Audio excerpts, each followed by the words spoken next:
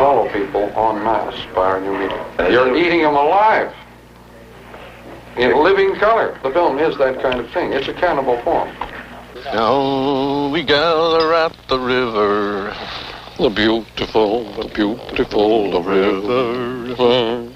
Yes, we shall gather at the river that flows by the throne of God.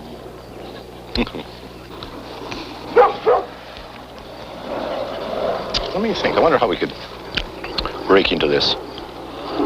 How could we break into which? Into the theme of space and well, I have no idea whether they're ever going to get around to it. Kinds of space today, visual space, enclosed visual space, enclosed space, pictorial space, enclosed space, pictorial space, Euclidean visual space, unenclosed space, visual space for auditory space, bardic space, Euclidean space, a civilized continuous space, completely abstract visual space, a rational visual space. This is a new kind of space.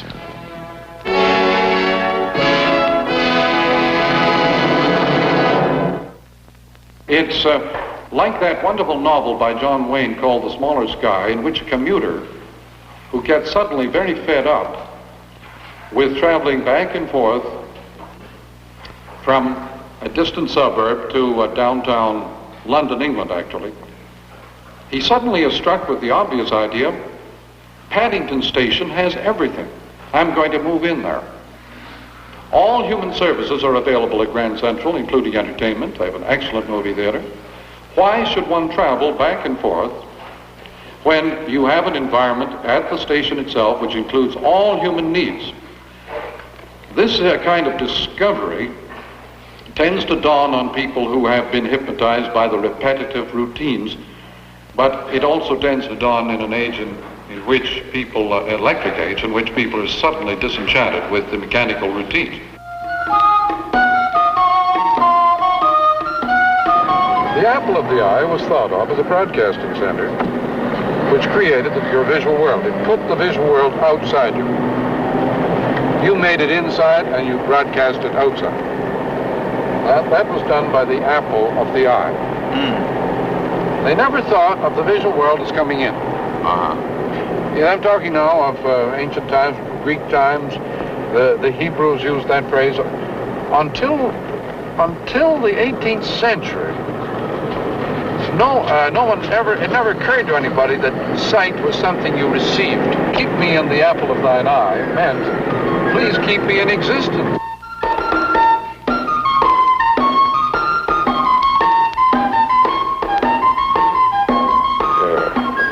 The film is based on stills.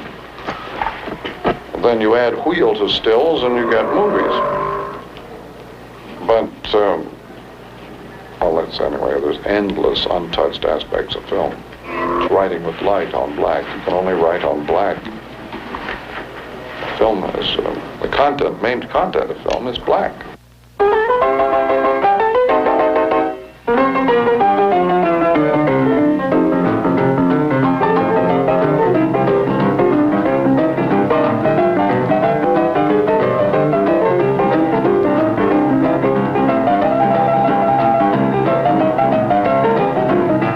Is the film. Those are still shots. If you move them fast, you get motion.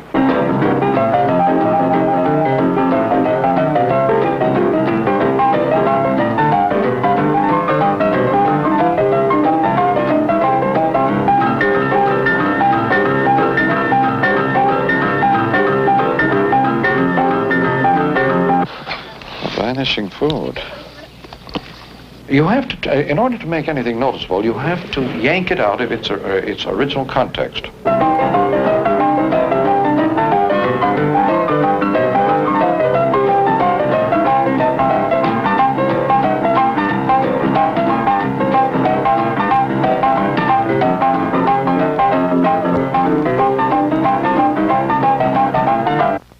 Everything depends upon knowing just how far things are apart.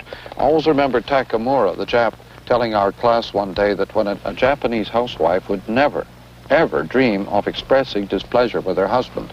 All she did was to change the position of the flowers in the room to indicate her grief, misery, disappointment. But by verbal means, no displeasure would ever be recorded by a Japanese housewife. It's interesting. But it was in the Orient, all artistic effects are achieved by spaces, intervals between objects. It may be true that it is just the tremendous power of the spoken word in an oral society which makes it very dangerous to use it. On the other hand, the word syncopation tells the same story, doesn't it? When jazz came in, it was called syncopation, and that means space between. Mm-hmm. Jazz is a new world of tactile, involving art, tribal, non-linear, and non-visual, in which people are totally involved. Yes, and by the interval. It's extemporaneous in most cases, and closely related to speech. Mm-hmm. The word jaser in New Orleans French means to chatter, J-A-S-E-R, and so the jazz was a tremendous return to the spoken word in music after the 19th century and the Baroque period, when orchestras had broken away from language altogether. You say we take a rest, take a little walk. Little interval? Yeah.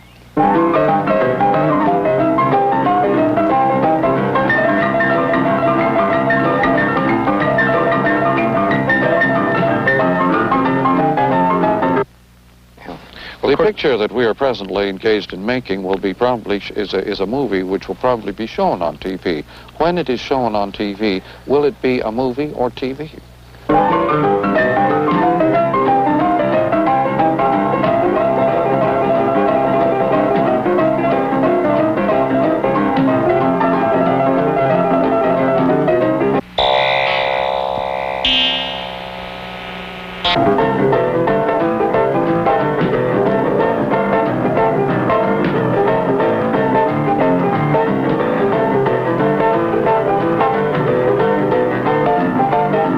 The first requisite, I would suggest, for any political candidate today is complete indifference as to whether or not he is elected.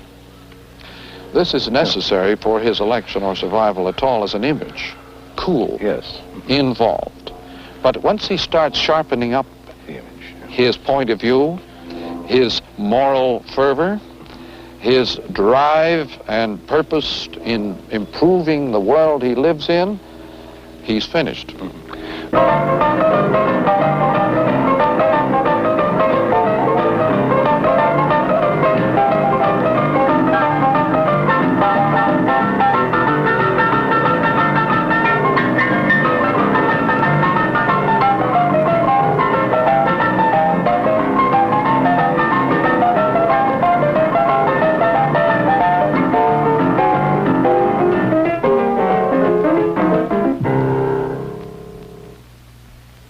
We don't need a script. Well, that's the theme that, for example, that art in any form, musical or pictorial, anticipates the technologies of the next 30, 40, 50 years. The artist is always a generation ahead of the technologies. Now, his perceptions are just that much faster, but there is a more important point there. In anticipating, he also provides the only means of social navigation. He tells you exactly what you're heading for 30 years before you get there. So if you want social navigation, if you want to avoid sandbars, that's how to do it. You know, all this genius stuff and so on is rather useless categorizing. There are people who just have to notice what's going on around them. Why the hell call them geniuses? They're awake. Most people would rather sleep it out. You know, normal people in normal situations tend to black out nearly the whole thing in the interests of comfort. Ordinary perceptions are deliberately deadened to permit life to be bearable. The artist is a sort of nut who's always trying to pep up perception. It really drives people crazy.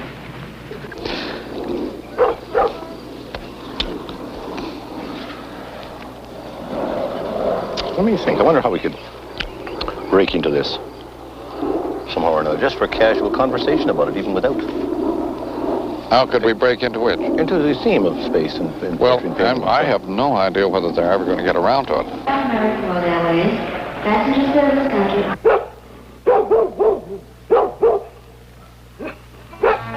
There's a beautiful, beautiful thing.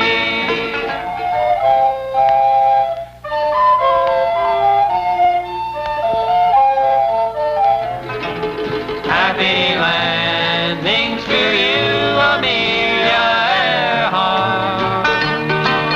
Farewell, First Lady of the Air.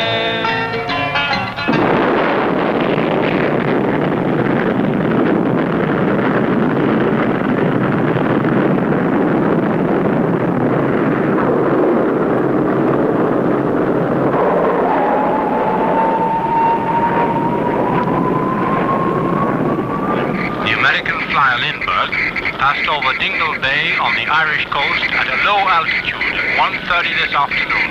Passenger service country in the main lobby.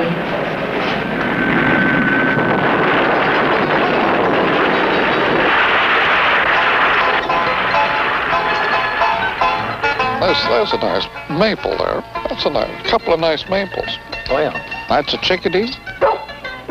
Might be a chickadee. This is not a forest. No. This is just scrub wood. Yeah. Yeah, this is scrub. Well, of course, I was brought up in Fort William, which is not too unlike... Well, actually, it's a totally different terrain. The soil is different? Yeah, it's not like this, I agree. This is... Now, this could be anywhere in Winnipeg by the Assiniboine or the Red River. I see. Bill, I've seen this kind of thing further out west in the Capel Valley. Much the same thing in the valleys, trees of this kind. Yeah, it's literally what is called scrub. Yeah. Of course, one of the things, and I was aware of this many years ago. Bush. Yeah, this is bush country. One of the things is that there have been so many bad landscape painters. I mean, if you think of it in terms of Constable's landscapes, some of the Greek landscape painters like Hobbema, then this gives it a kind of romantic flavor, which probably most people who are not acquainted with painting wouldn't get out of it exactly. Marshall, do you want us to talk about this space? Well, this kind of object? I had a car like that once. But the Spirit of St. Louis, which is a model of which is here in hand, reminds us one of the sort of far western entrepreneurial spirit. Sure. The individual point of view, the goal-oriented man, sure. The man from whom no obstacles can possibly Of course, another aspect of it is the space thing. I mean, in 24 hours, Lindbergh divided the width of the ocean by 10. Yeah, and turned it into the Atlantic River, as That's the right. ads now call it. Yeah. But it's only Westerners who tend to have this distant, far-reaching point of view. The vanishing point for Lindbergh was Paris. By the way, though, in the space we're sitting in right now, these trees have no prearranged, no programmed values. They have just follow the lines of force, as natural objects do. And so the spaces between them are fascinating, not at all arbitrary. And that point about tactile space as the space between objects never has received more intense verification than in the Negro question of our own time. As the white and the Negro get pushed closer and closer together into interface, the distance between them becomes more and more marked. Yeah. And it's the paradox is that touch does not unite but separate. And so as people become more involved in each other, the more distance they feel the need of between themselves. And so the Japanese do it by ceremony. They feel the need to other crowd at a distance. They don't even use personal pronouns in their language. The absence of the personal pronoun is also characteristic of the new hippie world. They don't think of themselves as private individuals at all. The new acoustic space of the Jefferson airplane or the electronic sounds.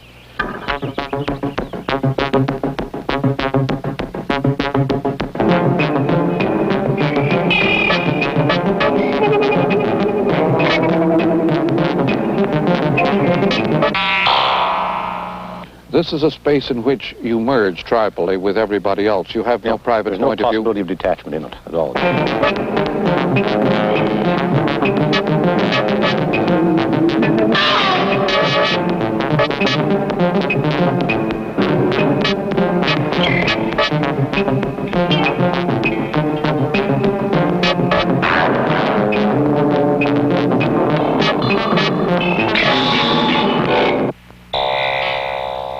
Movies and TV are completely different forms. The human response is utterly different. The effect is different. That's right, because I think that the reason is that it's light through, of course, from behind. The light on thing allows more detachment.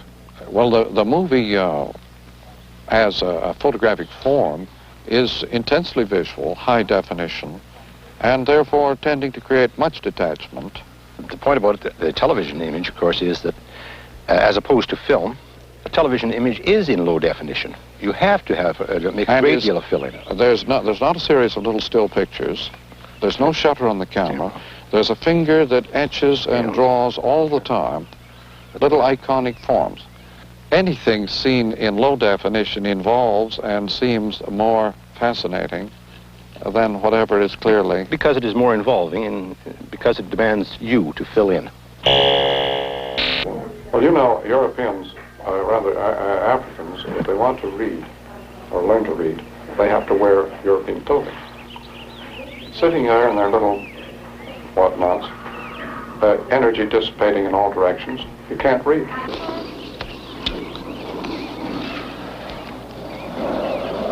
Let me think. I wonder how we could break into this. How could we break into it? Into the theme of space and well, I have no idea whether they're ever going to get around to it. Well, I think we're on now. We're just recording everything. Yeah. Mm-hmm. Well, doesn't matter. Yeah. All right. Yeah. Well, the point is that. When do you want us to start now? Anytime. Yeah. Okay. Let's start. Yeah, I think we ought to have a few words about why space has never been studied. Why not mention the Greek discovery of visual space, Roman discovery of enclosed space, and then also their discovery of the straight road. Bosch. Oh, yes, well... Hieronymus Bosch. But then, after Greeks, Romans, Bosch, then Munch... If we move to Bosch, to the Scream, to Kafka. Yeah, and then to Cubism, Eliot. Yeah. Joyce, and then hardware, software. Now the current interface between old hardware and new software. The backward areas can now have the software, multi-billion-dollar environment of electric software before they have any cornflakes. When the kids, though, in the same way in our own homes, are brought up on multi-billion-dollar software, then they say, why should we spend the next 20 years of our lives getting ready to master the old hardware? Well, that's hardware. And today, of course, the affluence is spread throughout the whole society to a very large extent. By software. Yeah, by software.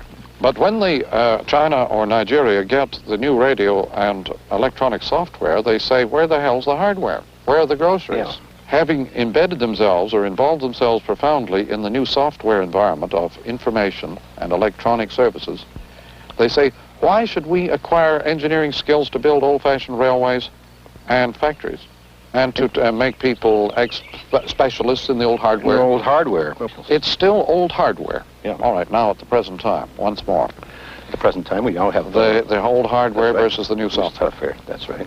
We have the new... Make a note of that. The interface of old hardware and new software. I haven't got a pencil. You had a pencil. I did. I put it in here. Here it is. I see it. Mention Eric Havelock. I just put Havelock down. Havelock. But if you take that as one point... Well, better put down Gombrich. Matching making. We mentioned it once already. As many of By the way, one thing that we've never discussed, have you, by the way, Bruce, have you run out of film yet?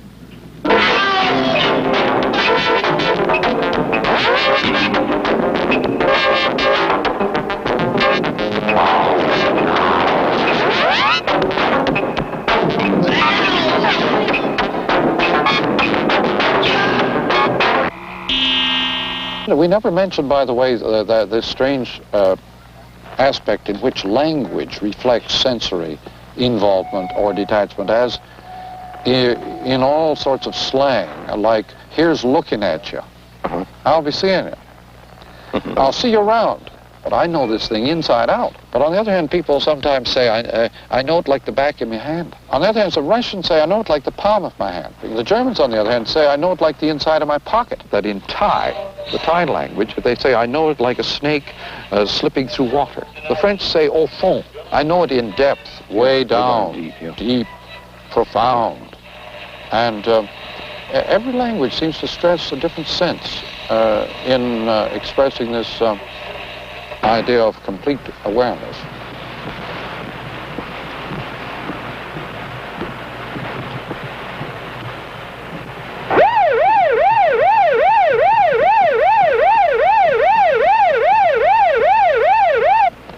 When they began to stress tremendously the making of form by light and dark, and those are very applicable at this point, by light and dark, they then became aware that the object, that the shadow line on a head, for example, would be the profile if you were looking at it from the light source. Yeah. So that I look at it here, the light looks at it there, and by putting these two together, you get simultaneously 2 points of view. A light doesn't have a point of view, though, does it? No, a light doesn't. It radiates in all directions at once, giving it a spherical auditory character. Unless, of course, it's a spot. One of those kind of beam well, all things. right. Yeah, that's Right here. That's This is a spotlight or point of view light, which depends upon kinetic direction. That's right. But this is merely inserted into a globe holder that enables it to disperse light simultaneously in all directions. This is the new electric space.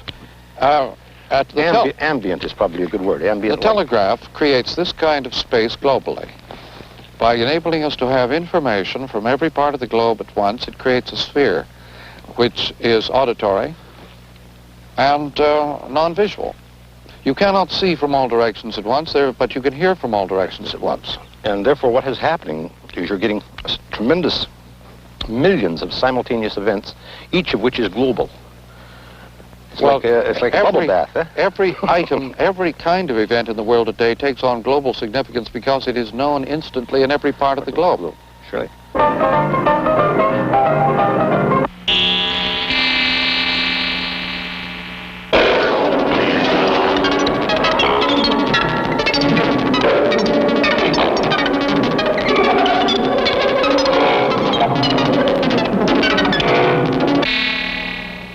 This is reminiscent, actually, of the great masters of the East who are able to shoot an arrow into a bullseye. Having once shot it into the bullseye visually, they can then be blindfolded and repeat it. That's a sort of clenching. That's right. Well, you hold that stance. That's right. You hold the stance, and when the stance is exactly right, then they shoot the arrow. This is what our scientists call scientific proof. Can you do it again? Well, they can do it again. Yeah. If you can do it again, then you've got a proof. Now, that's visual space, isn't it? Yeah. Anything that can be exactly repeated is matching, visual. Can you do it again? Well, they can do it again. Yeah. If you can do it again, then you've got a proof. Now, that's visual space, isn't it? Yeah. Anything that can be exactly repeated is matching, visual. That's right, it's visual space. But as in science gets more sophisticated, it realizes that all experiments are subtly non-repetitive, and that repetition is not a proof, and that no two experiments are ever alike. Yep. And visual space, in fact, has disappeared from science. Yeah.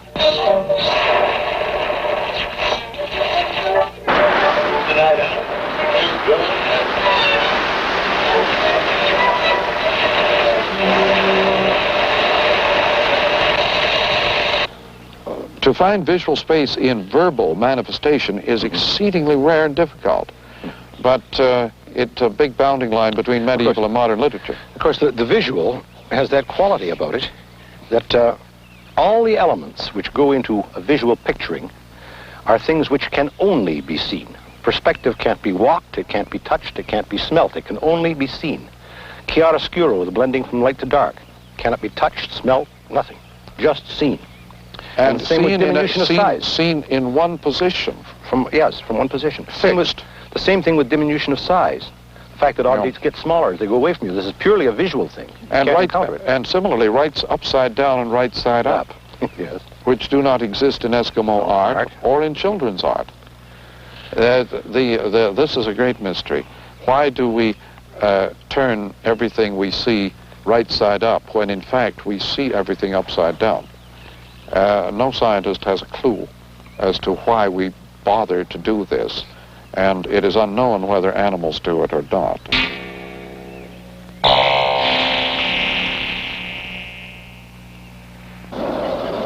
Let me think. I wonder how we could... I have no idea whether they're ever going to get around to it. As people move up through industry today, to higher levels of knowledge and awareness, they automatically drop out.